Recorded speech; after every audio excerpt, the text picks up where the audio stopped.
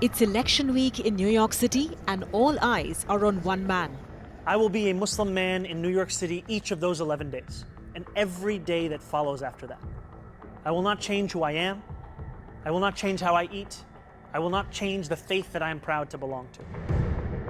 Zohran Mamdani, a 34-year-old state assemblyman, a child of immigrants, and now the frontrunner to become New York City's first Muslim mayor.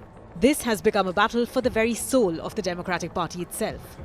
At a time when the party looks adrift and divided between its corporate moderates and a restless new left, Mamdani has emerged as both a hope and a headache for the party. The Democratic Party's establishment is nervous. Leaders like Chuck Schumer refuse to endorse Mamdani. Many warn against his so-called radicalism. But their problem isn't Mamdani. For decades, corporate Democrats promised working Americans relief and delivered very little. They deregulated Wall Street and left behind the very voters who once barred their movement. And now, as inequality soars in America, the party that once spoke for the working class is struggling to even speak to them. This is where Mamdani steps in. Mamdani talks about the cost of living. His promises include free buses, free childcare, a 4-year rent freeze, a $30 minimum wage. His argument is simple: make New York City affordable for everyone. To pay for it, he wants to raise taxes on the city's wealthiest, a 2% surcharge on incomes over $1 million, and a higher corporate rate to match New Jersey's. Together, that's nearly $9 billion in new revenue. It is bold, controversial, and popular.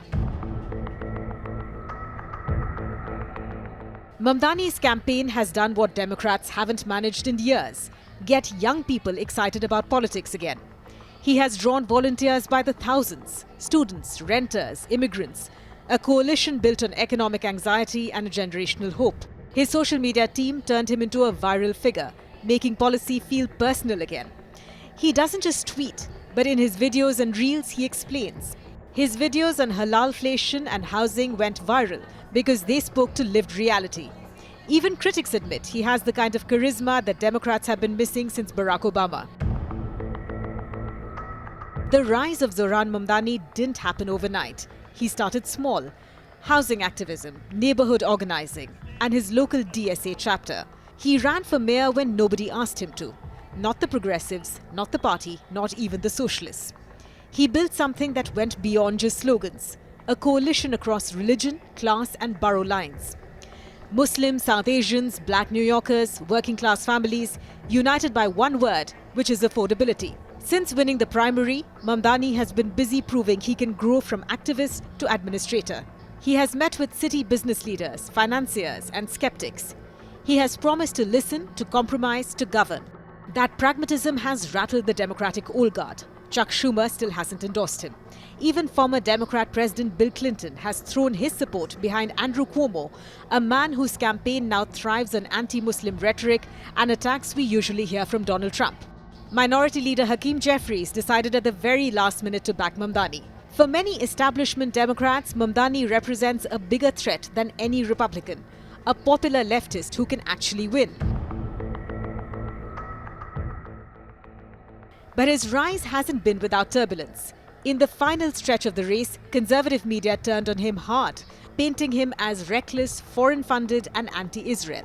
Fox News, The Post, and others alleged his campaign accepted illegal donations from foreign nationals, around $13,000 traced to overseas addresses. Mamdani's team said that most of those donors were US citizens living abroad, that they have refunded every questionable contribution, and that the issue is fully resolved.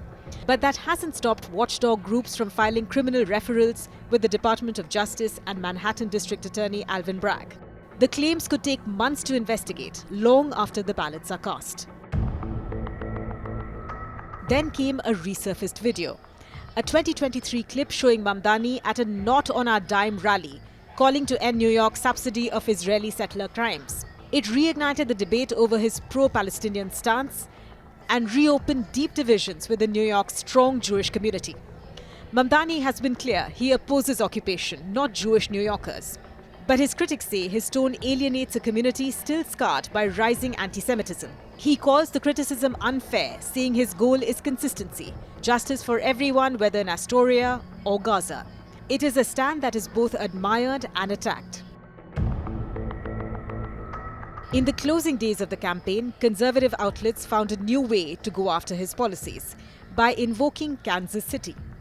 When the city ended its free bus program and a public-private grocery store closed, right-wing media seized the stories as proof that Mamdani's ideas just won't work.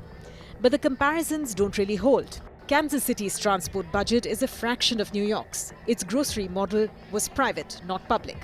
Experts call it apples and oranges.